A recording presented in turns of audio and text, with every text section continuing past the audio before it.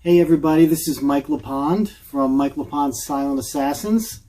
Welcome to my home, and this is the first episode of Mike LePond's Storyteller. So in this episode, we're going to talk about the first single off Whore of Babylon called Dracul Son.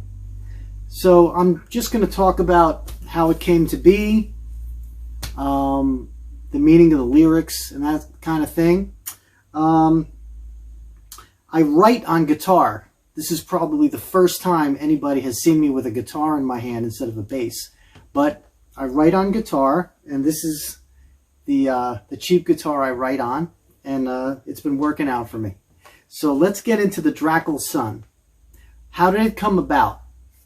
Well, as far as the lyrics, I actually had the lyrics first. I had these lyrics are about at least 10 years old, not in the exact form they are now. I had to tailor them to the music that I wrote later. So it's weird because you write lyrics and you'll basically write like poetry, and it reads beautifully, but then when you try to put it to music, you try to fit it in there and it don't sound right. So you try to cut it up, but still not lose the essence of what you're trying to say. Okay, so I had these lyrics, Dracul Son, and basically it's about Vlad the Impaler. And Vlad the Impaler was a ruler in Romania around the Renaissance. I'm guessing it was somewhere in the Renaissance, 1400s or 1500s. I don't know exactly. I'm doing this right off the cuff with no preparation whatsoever. So he was a really scary figure. He was the inspiration for Bram Stoker, for Dracula. And his name, his original name was Vlad Dracul. Everybody in Romania is probably laughing at me right now, saying, look at that guy try to speak Romanian. Dracul. No. So that's what the song is about.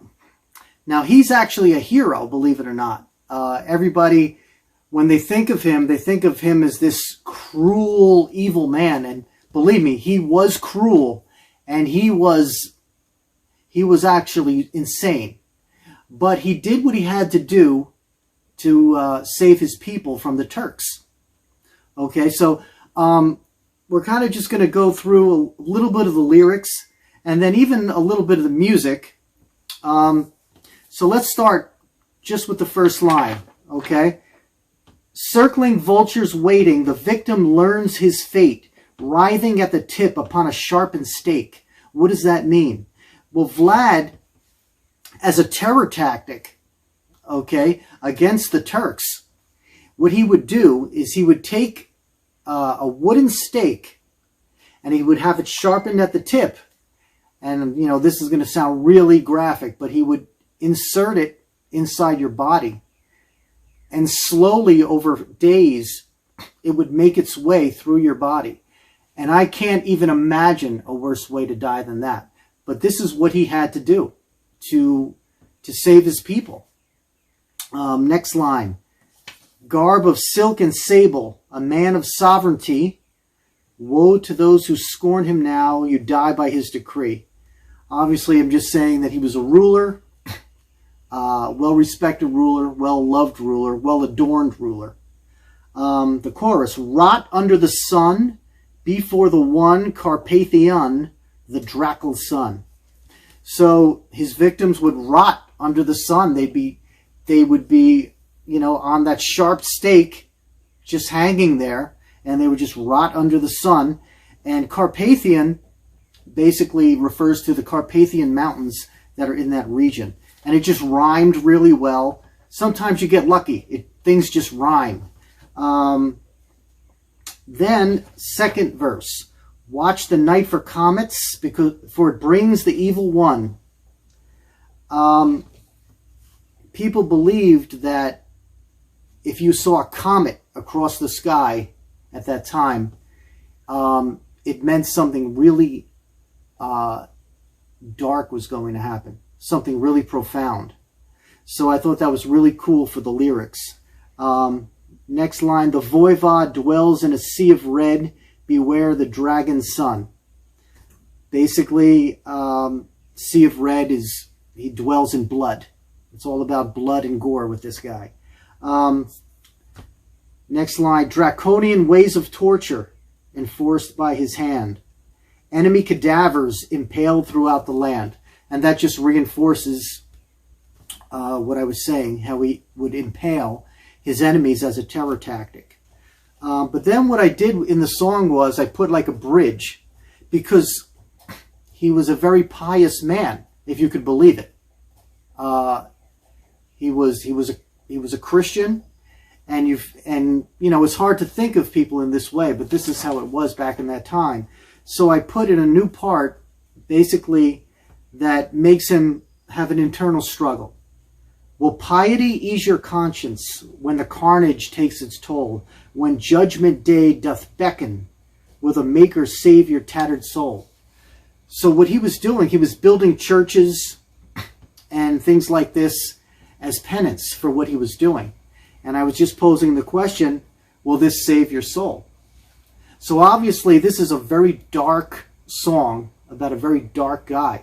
So the music now, since the music came second, the way I wrote this, the music had to be dark.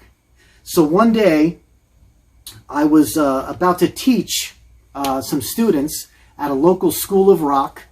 I teach here in New Jersey at a local school of rock, Somerville School of Rock, plug for those guys. And, you know, I was getting set up, and then sometimes riffs just come to you, you know. So I just happened to start playing this dark kind of riff, you know, and just something like, you know,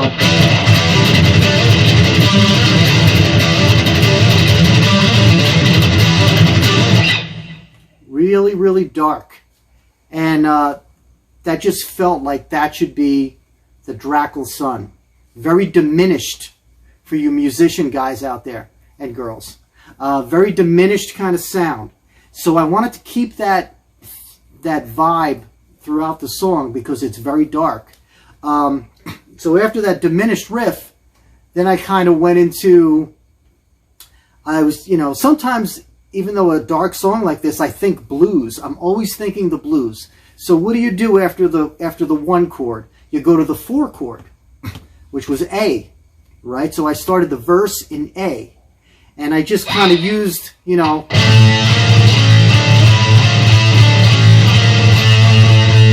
from my Symphony X influence, you know. So I even forget now how the riff went, but something like, you know,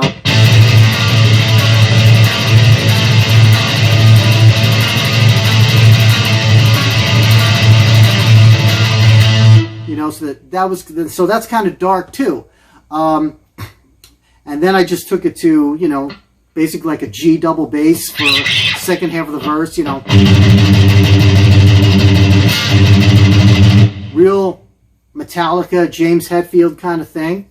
And then I needed something really cool for the chorus, because that was basically, you know, what it's all going to come down to.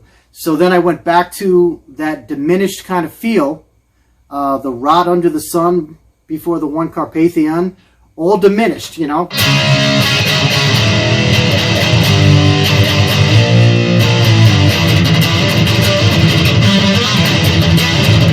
Right, so it was real dark.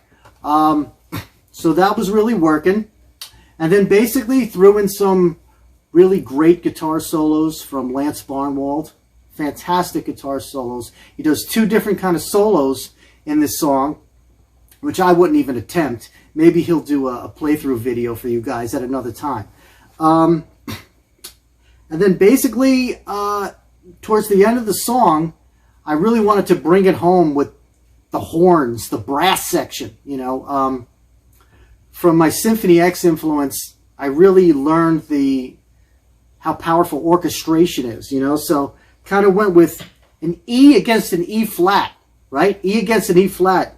You probably wouldn't know that, but it really is. If you listen, it's an E.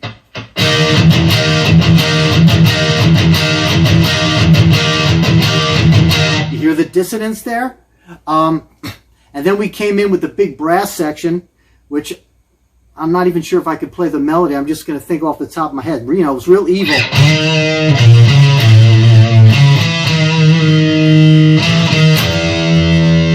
Real dark. And then basically went into a chorus. So you had a really dark sounding riffs with the horror music. And you know, it's a great combination. So basically, that's how the song came together. Vlad the Impaler, one of the most important people in history. If it wasn't for him, you wouldn't have Dracula. And honestly, probably the only thing more scary than Vlad the Impaler is a bug here in West Milford called the cave cricket. Google it. You'll be terrified. Thank you.